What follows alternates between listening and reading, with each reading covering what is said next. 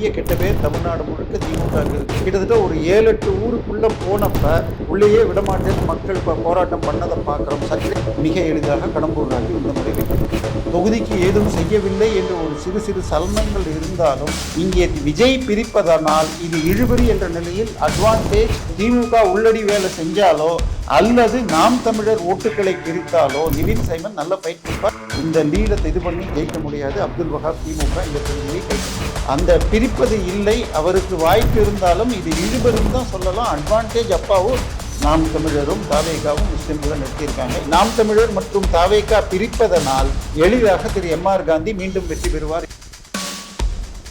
iPlus TV, India's #1 QLED TV, crystal clear picture quality with 3-year replacement warranty, smart voice, smart entertainment. iPlus 4ஆம் தூண் இணைந்து தேர்தல் திருவிழா 2026 இது சென்ற முறை போலவே 4 முனை போட்டியாக இருக்கிறது. 4 முனை போட்டியில் வெற்றி வாய்ப்பு யாருக்கு? திமுக, அதிமுக, தாவேகா, நாம் தமிழர். இந்த 4 வேட்பாளர்களும் அறிவிக்கப்பட்ட பிறகு முந்தைய முறை யார் வெற்றி பெற்றார்கள், இந்த முறை யாருக்கு வாய்ப்புள்ளது என்று 234 தொகுதியிலும் காண இருக்கிறோம். வாருங்கள் பார்க்கலாம்.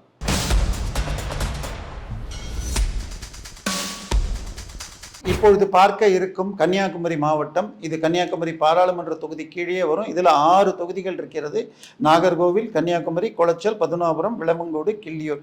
இந்த 6 தொகுதியிலையும் சென்ற தேர்தல்களில் யார் வெற்றி பெற்றார்கள், இப்போ 4 கூட்டணி சார்பாக யார் நிற்கிறார்கள், 4 முனை போட்டியில் முந்துவது யார் என்பதை காண்போம். நாம் முதலில் கன்னியாகுமரி மாவட்டம், கன்னியாகுமரி நாடாளுமன்ற தொகுதிகளுக்குள்ள 6 தொகுதிகளில் கன்னியாகுமரி தொகுதியை பார்க்கிறோம். இதில் திமுக சார்பாக மகேஷ் மாவட்ட செயலாளர், அதிமுக சார்பாக தற்போதைய எம்எல்ஏ தளவாய் சுந்தரம், நாம் தமிழர் சார்பாக மரிய ஜெனிஃபர் மற்றும் தாவேகா சார்பாக மாதவன் என காண்கிறோம். கன்னியாகுமரி தொகுதியை பொறுத்தவரை 2011 அதிமுக வெற்றி பெற்றுள்ளது. 2016 திமுக, 2021 அதிமுக, 2011 17,804 வாக்குகளில் அதிமுக வென்றது. இந்த முறை அதாவது இது கேப்டன் அவர்கள் கூட்டணியில் இருந்தபோது. 2016 அதிமுக எந்த கூட்டணியிலும் இல்லாமல் தனியாக நின்ற பொழுது திமுக இதை 5,912 வாக்குல கைப்பற்றியது. 2021 16,210 வாக்குகள்ல தளவாய் சுந்தரம் அவர்கள் வெற்றி பெற்றார். இந்த முறை இந்த தொகுதியின் வெற்றி வேட்பாளராக தளவாய் சுந்தரமே நிற்கிறார். இரட்டையிலே இதை தன்வசம் வைத்துக் கொள்ள இருக்கிறது. நாம் அடுத்து காண இருக்கும் தொகுதி நாகர்கோவில். நாகர்கோவில் தொகுதியை பொறுத்தவரை தற்போதைய வேட்பாளர் பாஜகவை சேர்ந்த எம்.ஆர். காந்தி, திமுக சார்பில் ஆஸ்டின் அவர்கள் நிற்கிறார். நாம் தமிழர் சார்பாக முத்துக்குமார் இருக்கிறார். தாவேகா சார்பாக பிரவீன் கிங் இருக்கிறார். இந்த தொகுதியை பொறுத்தவரை இதுவும் மாறி மாறி வந்துள்ளது. 2011 அதிமுக கூட்டணி 6,727 வாக்குகள் வெற்றியுள்ளது. 2016 திமுக 20,986 வாக்குகள் பெற்று கைப்பற்றியது. ஆனால் மீண்டும் 2021 திரு எம்.ஆர். காந்தி அவர்கள் 11,669 வாக்குகள் பாஜகவிலிருந்து வெற்றி பெற்றிருக்கிறார். இந்த முறை நாம் தமிழர் மற்றும் தாவேகா பிரிப்பதனால் எளிதாக திரு எம்.ஆர். காந்தி மீண்டும் வெற்றி பெறுவார் என நாம் கணிக்கிறோம். நாம் அடுத்து பார்க்க இருக்கும் தொகுதி குளச்சல் தொகுதியாகும். குளச்சல் தொகுதியை பொறுத்தவரை தற்போது அங்கே காங்கிரஸ் தான் இருக்கிறது. ஆனால் வேட்பாளர் மாற்றப்பட்டுள்ளார். காங்கிரஸ் சார்பாக விளவங்கோட்டில் சென்ற முறை இடைத்தேர்தலில் வெற்றி பெற்ற தாரகை கத்பட் நிற்கிறார். பாஜக சார்பில் டி. சிவக்குமார், தாவேகா சார்பில் அன்சி சோபா ராணி மற்றும் நாம் தமிழர் சார்பாக அலெக்ஸ் லாரன்ஸ் என்று 4 பேர் நிற்கிறாங்க. 2 நாளைக்கு முன்னாடி விஜய் அவர்கள் போன பொழுது நல்ல கூட்டம் பார்த்தோம். இந்த தொகுதியில் பின்னணியை பார்த்தால் குளச்சல் தொகுதியை பொறுத்தவரை 2011, 16, 21 3 முறையுமே திமுக கூட்டணியில் காங்கிரஸே வெற்றி பெறுகிறது.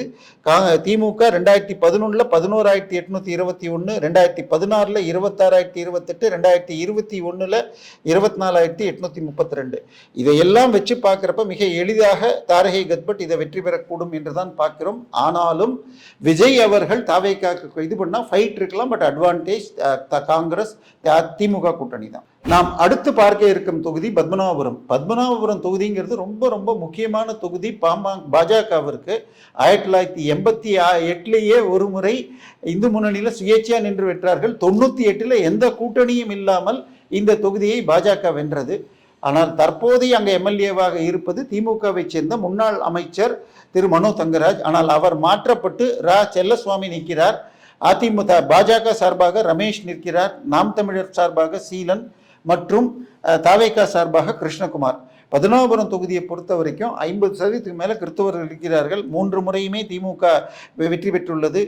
2011 19,321 எல்லாமே இது 2016 40,000 ஓட்டுகள், திருப்பி 2021 26,885 வாக்கு. ஸோ இந்த முறையும் திமுக கூட்டணியில் காங்கிரஸ் வெல்வதற்கே வாய்ப்பு இருக்கிறது. நாம் அடுத்து பார்க்க இருக்க தொகுதி விளவங்கோடு தொகுதியாகும். விளவங்கோடு தொகுதியை பொறுத்தவரை கடந்த 3 முறை இங்கே வெற்றி பெற்றவர் விஜயதாரணி. ஆனால் அவர் அந்த சமயத்தில் காங்கிரஸில் இருந்தார். அதன் பிறகு அவர் பாஜகவிற்கு மாறிவிட்டார். தற்போது அதிமுக கூட்டணியில் பாஜக சார்பாக நிற்கிறாங்க. காங்கிரஸ்ல திமுக கூட்டணியில் காங்கிரஸ் சார்பாக பிரவீன் என்பவர், இவர் கேரளா சிஎஸ்ஐ சர்ச்சுடைய உறுப்பினர். இதுல நாம் தமிழர்ல பார்த்தா மரிய ஸ்டெல்லா, இதுல தாவேகா சார்பாக மைக்கேல் குமார். விளவங்கோடு தொகுதியை பொறுத்த வரைக்கும் 2011 காங்கிரஸ் 23,789 வாக்குகள். இது எல்லாமே விஜயதாரணி வெற்றி பெற்றது தான். 2016 33,143 வாக்குகள், 2021 28,669 வாக்குகள். அதாவது விஜயதாரணி தன்னுடைய வெற்றியின் வாக்குகளை ரீட்டைன் பண்ணா அவங்களுக்கு தான் வாய்ப்பு. அவர் இந்து மதத்தை சேர்ந்தவர், கவிமணி தேசிய விநாயகம் பிள்ளையுடைய பேத்தியும் கூட. பட் அவருடைய கணவர் கிறிஸ்தவர் என்பதால் அந்த தொகுதியை பொறுத்த வரைக்கும் அவங்க அதை அப்படிதான் பார்க்குறாங்க. இன்னொன்று, பிரவீனை பொறுத்தவரை அவர் கேரளா சிஎஸ்ஐ சர்ச்சிலிருந்து இங்கே இம்போர்ட் செய்யப்பட்டார் என்ற ஒரு எதிர்ப்பு அலை இருக்கிறது. இங்கே விஜய் பிரிப்பதனால் இது இழுபறி என்ற நிலையில் அட்வான்டேஜ் விஜயதாரணி என்ற நிலை தான் தற்போது காணப்படுது. போன வாரம் வரைக்கும் இது காங்கிரஸ் ஜெயிக்கும்ன்ற நிலை, தற்போது அட்வான்டேஜ் விஜயதாரணி என மாறிவிடும். கன்னியாகுமரி மாவட்டத்தில் நாம் அடுத்து பார்க்கறது கிள்ளியூர் தொகுதி. கிள்ளியூர் தொகுதியில காங்கிரஸ் சார்பாக ராஜேஷ்குமார் நிற்கிறார். தற்போதைய 2021 சட்டசபையில காங்கிரஸ் சட்டசபை தலைவர் இவர் தான். இவரை எதிர்த்து பாஜக சார்பில் இவர் தமாக சார்பாக நிவின் சைமனும், நாம் தமிழர் சார்பாக ஹிம்லரும், இது தாவேகா சார்பாக ஷபீரும் நிற்கிறாங்க. இந்த தொகுதியுடைய நீங்க பேக்ரவுண்டை பார்த்தீங்கன்னா 3 முறையுமே திமுக கூட்டணியில் காங்கிரஸ் தான். 2011 24,486, 2016 46,295, இது மீண்டும் ஏறி இருக்கு. ஸோ அடிப்படையில் ராஜேஷ்குமாருக்கு தான் வெற்றி வாய்ப்பு இருக்கிறது. ஆனாலும் ராஜேஷ்குமார் திமுக கூட்டணி வேண்டாம் என்று இந்த பக்கம் நின்னவர். ஸோ திமுக உள்ளடி வேலை செஞ்சாலோ அல்லது நாம் தமிழர் ஓட்டுக்களை பிரித்தாலோ நிவின் சைமன் நல்ல ஃபைட் கொடுப்பார். பட் அட்வான்டேஜ் இப்பொழுதைக்கு ராஜேஷ்குமார். காங்கிரஸ் வெல்கிறது, திமுக கூட்டணி தான் இந்த தொகுதியை எடுக்கிறது. நாம் அடுத்து பார்க்க இருக்கும் தொகுதி விளாத்திகுளம். இந்த தொகுதி தற்போது திமுக வசம்தான் இருக்கிறது. ஆனால் விளாத்திகுளம்னு எல்லாருக்கும் ஞாபகம் வரும்னா சமீபத்தில் 10th 500க்கு 495 மார்க் வாங்கிய அந்த மாணவி வீட்டுக்கு பக்கத்தில் புதரில் டாய்லெட்டுக்கு போனப்ப ஒரு இது கொடுமையான முறையில் கற்பழிக்கப்பட்டு கொலை செய்யப்பட்டார். மிகப்பெரிய கெட்ட பேர் தமிழ்நாடு முழுக்க திமுகவுக்கு இருக்கு. இந்த தொகுதியை பொறுத்த வரைக்கும் இப்போ மார்க்கண்டேயனை சத்யான்னு நிற்கிறாங்க அதிமுகவில், பாலாஜி நாம் தமிழர் மற்றும் காசிராம் தாவிகா. விளாத்திக்குளத்தை பொறுத்த வரைக்கும் 2011 அதிமுக 22,597 வாக்குகள்லையும், 2016 18,878 வாக்குகள்லையும் வெற்றி பெற்றிருக்காங்க. 2021 இந்த லீடு 38,500. இந்த 18 தாண்டி இன்னும் அதிகமாக 38,549 வாக்குகள் வாங்கி திமுக கைப்பற்றி உள்ளது. அடிப்படையில் பார்த்தா மார்க்கண்டேயனுக்கு நல்ல வாய்ப்பு இருக்கிறது. ஆனாலும் தற்போதைய கெட்ட பேரில் ஒரு இழுபறி அட்வான்டேஜ் மார்க்கண்டேயன் தான். நாம் அடுத்து பார்க்க இருக்கிற தொகுதி மிக முக்கியமான தொகுதி தூத்துக்குடி. அமைச்சர் கீதா ஜீவன் தொகுதி. இவங்க யாருன்னு சொன்னால் தூத்துக்குடி பெரியசாமின்னு சொல்லிட்டு கருணாநிதியின் முரட்டு மகள் இவங்க.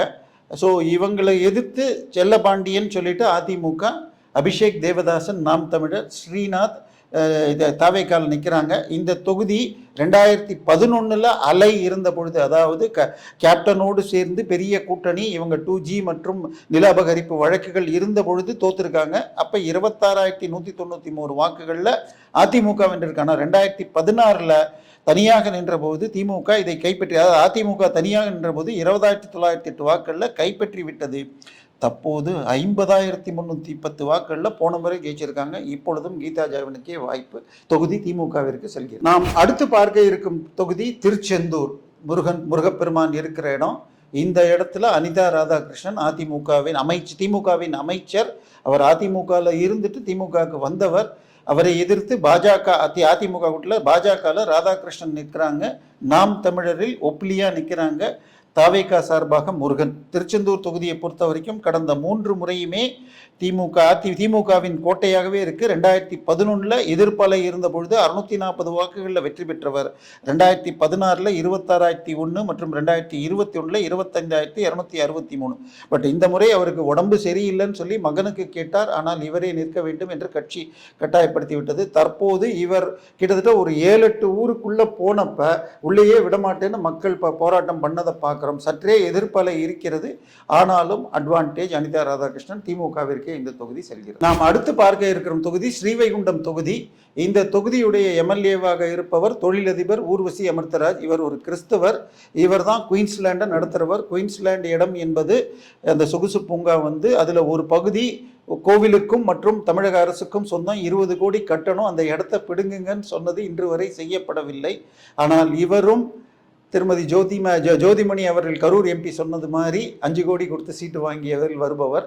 இவருக்கு கொடுக்க முடியாதுன்னு இவரே காங்கிரஸ் தலைவரை கூட ஒரு பேட்டியில் சொல்லியிருந்தார். ஆனால் மீண்டும் இவருக்கே கொடுத்துருக்காங்க. ஸோ ஊர்வசி அமிர்தராஜ் காங்கிரஸ் சார்பாக, அவரை எதிர்த்து சண்முகநாதன், நாம் தமிழர் சார்பாக சண்முக சுந்தரம் மற்றும் சரவணன் தாவேகா சார்பாக. இந்த தொகுதியுடைய பேக்ரவுண்டை பார்த்தா 2011 அலை இருந்த பொழுது 21,122 வாக்குகளில் ஜெயிச்சாங்க. 2016 கூட்டணி இல்லாத போதும் மீண்டும் அதிமுக, பட் லீடு குறைஞ்சி 3,531.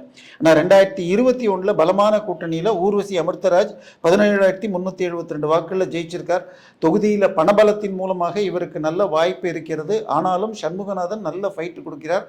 தற்போதைக்கு இது இழுபறி அட்வான்டேஜ் ஊர்வசி அமிர்தராஜ் என்று சொல்லலாம். அடுத்ததாக நம்ம பக்கம் இருக்கிறது ஒட்டப்பிடாரம் தொகுதி. இதில் ராமஜெயம் திமுக, அதிமுக சார்பாக சுந்தர்ராஜ், நாம் தமிழர் சார்பாக அனுசையா, தாவேகா சார்பாக மதன்ராஜ். இந்த தொகுதியுடைய வரலாற்றை பார்த்தால் 2011 கேப்டன் கூட்டணி அலையின் போது 25,126 வாக்குகளில் அதிமுக வென்றிருக்கிறது.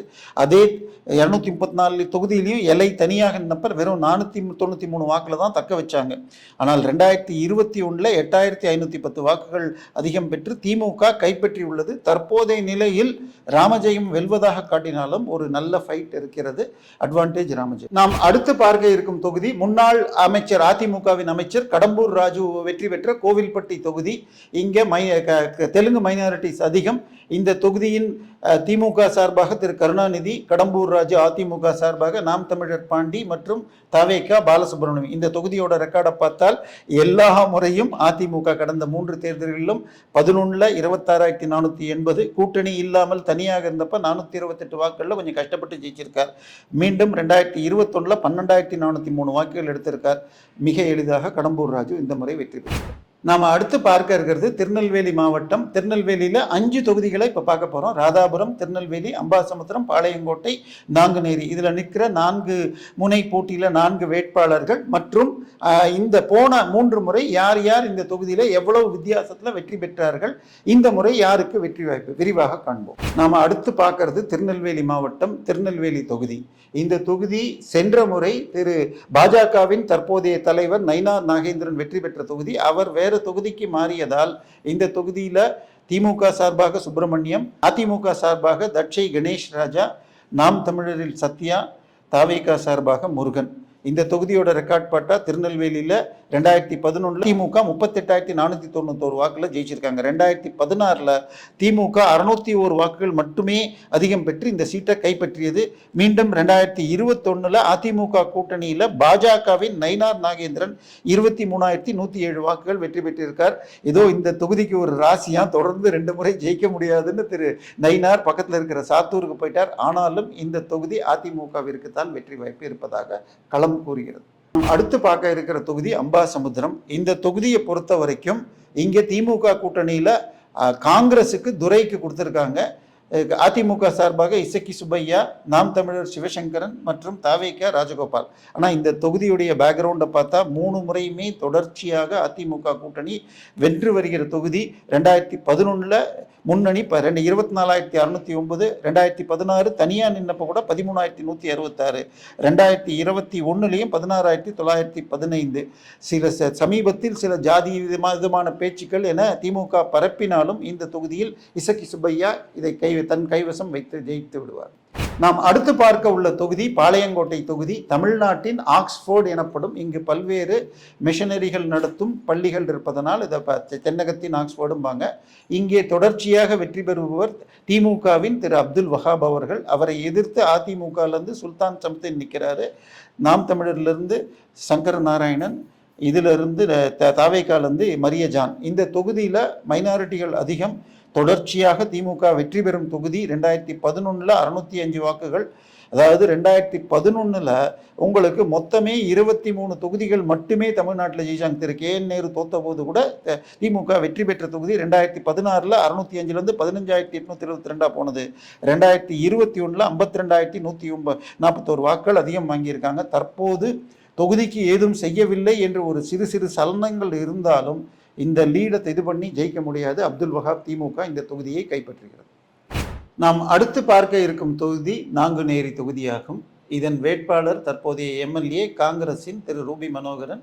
எதிர்த்து அதிமுகவின் சார்பாக இசக்கிமுத்து, நாம் தமிழர் சார்பாக நமது செல்வம் மற்றும் தாவேகா சார்பாக எட்டியப்பட்டி நாராயணன். இந்த தொகுதியை பொறுத்தவரை 2011 அதிமுக 12,280 வாக்குகளில் ஜெயிச்சிருக்கு. 2016 திமுக 17,315 வாக்குகள்.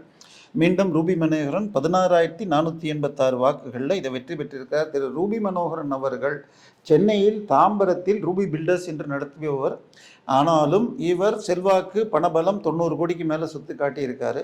ஸோ இவர் இந்த தொகுதியை தக்க வைப்பதற்கே வாய்ப்பு. நாம் அடுத்து பார்க்க இருக்கும் தொகுதி ஒரு முக்கியமான தொகுதி. தமிழ்நாட்டின் சபாநாயகராக இருக்கும் திரு அப்பாவு வெற்றி பெற்ற ராதாபுரம் தொகுதி.